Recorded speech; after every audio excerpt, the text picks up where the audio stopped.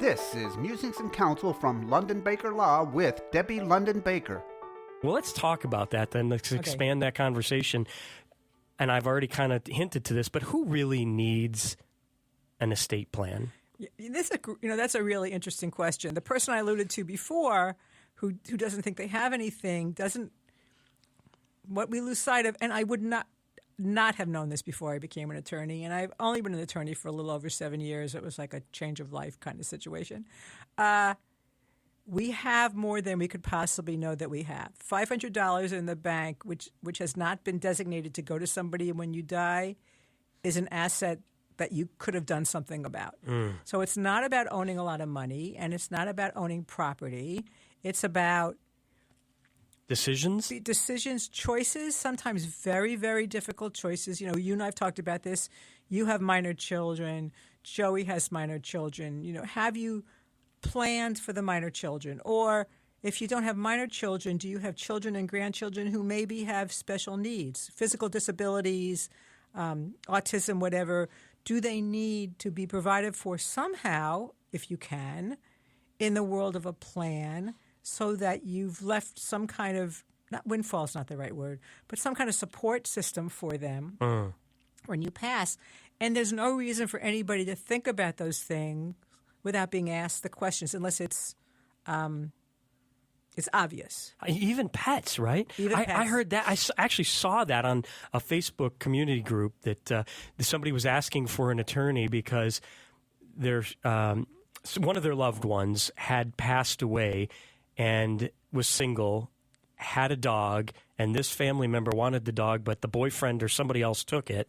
And if this stuff is in paper and documented in legal form, there's no question. But when there's no documentation, there's nothing. There's no promise. And in Florida allows pet trusts. So you can. I have one client who left quite a bit of money to a person to take care of their cats when both he and his wife had passed. So it's going to be a lot of money if there's one animal, and at the time they had 5. But anyway, is there a way for me to look up online which pets have big trust funds that I maybe can be interesting. maybe can seek out adopting one of those dogs or cats? Look up Leona Helmsley, right. Similar to that, but you can set up pet trusts. Interesting. in Florida, and I haven't done one, but I know people who have, where that's just what they do. I leave $50,000 in trust for. The cat right now is Pip, for you to be the trustee to take care of them. But so yes, pets. Does the pet need legal representation? No, probably not. Okay. But you'd mentioned vehicles. The thing with vehicles is, again, it's great. All the things you learn.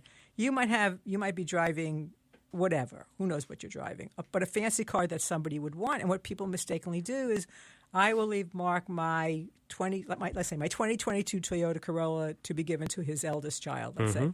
Well, the thing is, when I die, I don't own a 2022 Toyota Corolla. I sold that and got a new car. I got a new car, but people can be picky because it's called a specific bequest. So if I don't own the 2022 Corolla, you're out of luck. Whereas if I'd left my my will had said my current vehicle, then whatever the current vehicle would be. That's what transfers. That's what transfers. Interesting. Yeah. Well, and that's why it's so important. I said it at the very beginning about maybe you have a will trust or have all of this set up from years ago. Maybe you just moved down here and your prior attorney was up in Philadelphia, and you need to have somebody locally who can help you dig through what's going on currently in your current situation. Now may be a good time. In fact, it's the beginning of the year. It is a good time, especially if you're going to get a tax return. Maybe you want to put that into.